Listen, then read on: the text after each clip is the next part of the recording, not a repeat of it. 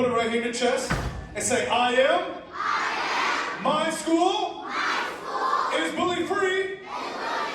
It starts with you. And it starts with me.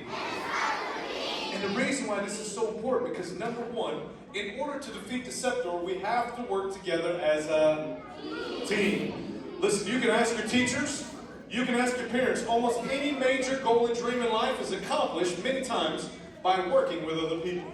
Other people are going to help you to reach your goals and dreams. We have to learn to work together. Very important. But what's the second part of it?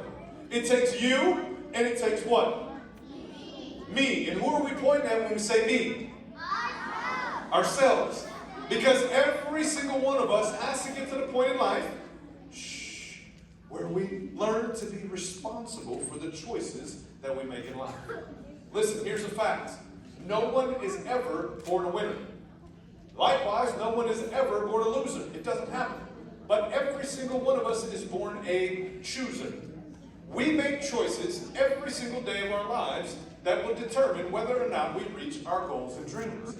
That is why it's so important to make good choices.